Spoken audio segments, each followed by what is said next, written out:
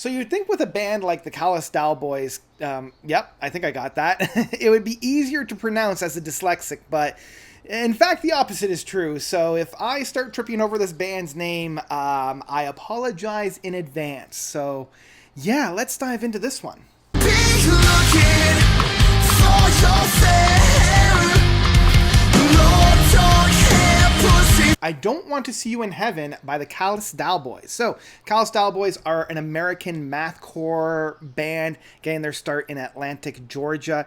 They put out a 1-2 punch of EPs back in 2017 of the Dixie Wrecked? Yeah, and Animal Tetris, and then followed it up with 2019 full-length album of Die on Mars. And I think they really kind of hit the ground running at that point. Now, I'm going to be fully honest, I was actually recommended this band by my buddy Ian over at Rhyme Signatures, as well as a patron. So doing a little bit of a shout out to my patron. A patron of mine, Eric Meredith, had recommended that I check out this record, and I figured, hey, you're a paying member, I gotta follow your lead. So yeah. What an album. So after they put out Die on Mars, they put out another album in 2022, this A Celebrity Therapist, and then another EP of God Smiles Upon the Callous Daoboys. And that brings us to here. Now, Callous Daoboys has a little bit of a large roster of players on their album, and that really helps bring a very full and very lively sound and energy to the mix. You know, each of the band members kind of has a nickname. So like Big Animal is on vocals, El Perio is on guitars, The Mind is on violins and synthesizers, and these three have been with the band since the very beginning. Then we've got Clancy on bass, guitars, and vocals, Dip on guitars, and Marty on drums. And following in with this, we also have Rick Calistio on saxophone, who kind of is sprinkled throughout the runtime. So a beefy member run. And I always love when a band is either like 3 or less members or 5 or more members. You know, it's either way too many people on the stage or not enough people on the stage to create this big soundscapes within this very, very, very heavy style of music. And I want to preface this right off the get-go. I wouldn't necessarily even really put this in the progressive side of things. This is definitely more in the like hardcore metal side of things, and this leans more on the math side of things, hence them being, you know, classified as mathcore. And I can definitely hear that, you know, it's bringing to mind some of those other bands that I really love. I mean, we've got one behind me with Protest the Hero. I'm wearing one right now between the Buried and Me. So like, it's if you took those, but then you stripped away a lot of the more intricate, longer stretches of music that both these bands can play with, and really squeezed all the things in that.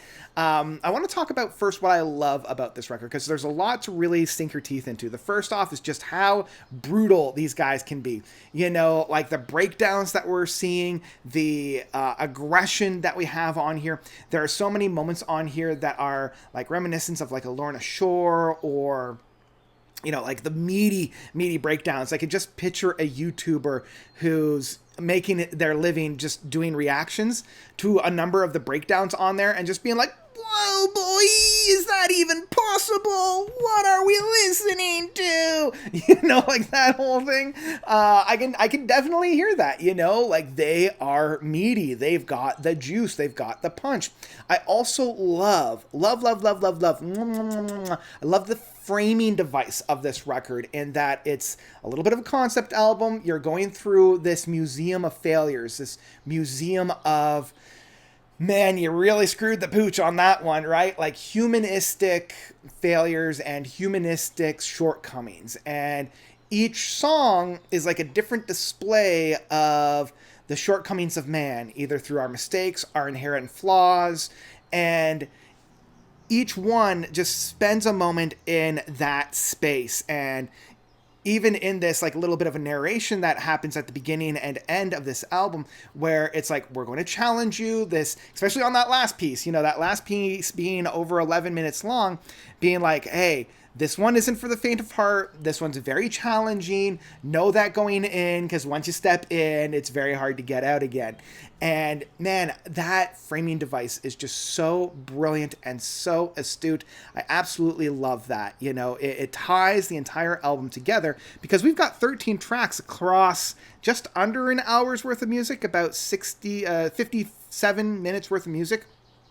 So this framing device, even though these tracks are very punchy outside of, like I said, that last track, and I think the 5th track of Body Horrors for the Birds, which is about 5.5 minutes, everything else is under 4 minutes long. Oh, sorry, Schizophrenic Legacy, the 2nd track, is just under 5 minutes. So like super punchy, super quick, super in your face, and super intense. So yeah. The other thing that I wanted to really gush about and mention to you guys is the features that are found on this album. We've got, 3 tracks that have features on here.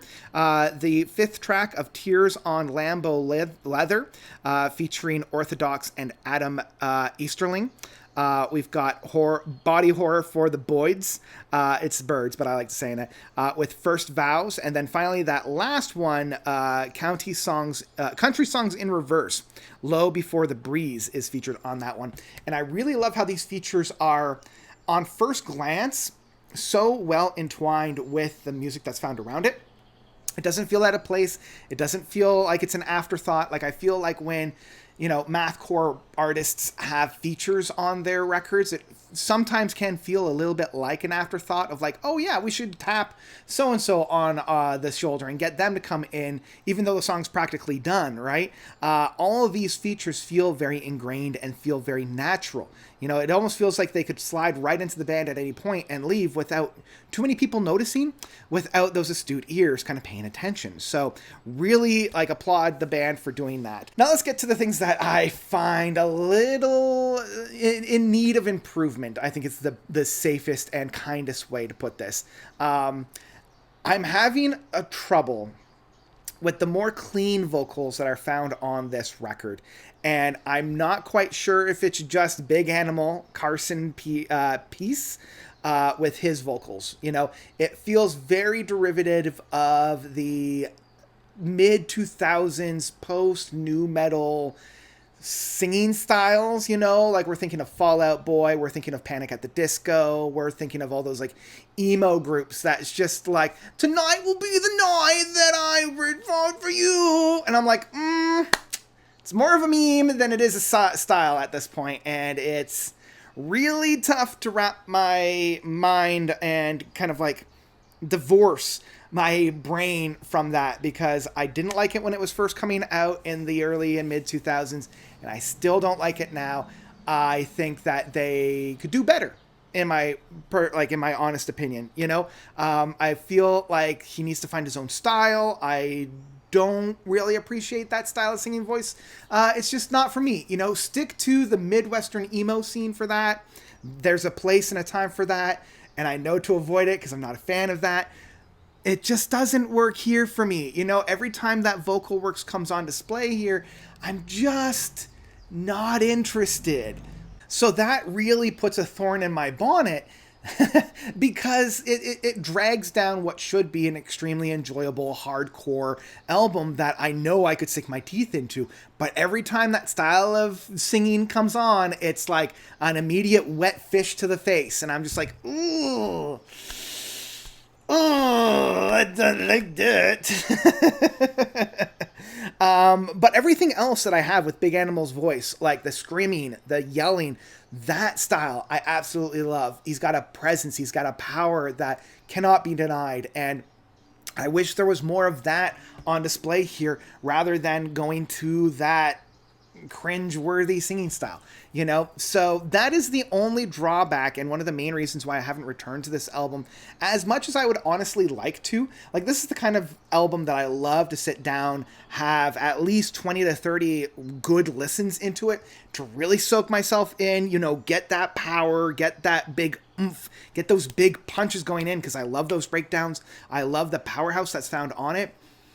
Man, it's just that vocal work that I'm just like, ugh. So, yeah, that's the only real drawback, and honestly, it's more of a preference thing than it is of a skill thing. In the end, I Don't Want to See You in Heaven has been an absolute blast when it comes to this really hardcore math metal extravaganza. You know, I love the larger than life, the massive, massive sounds of this record. It's just some of those vocal works that it draws me out of the music a little bit.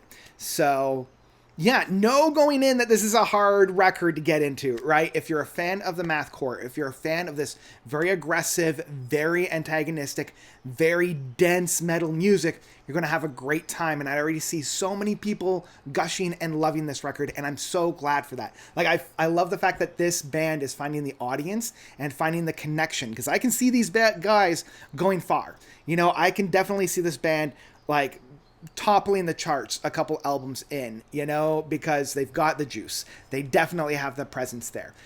I just hope that maybe some of the more clean styles of vocals are touched upon a little bit more.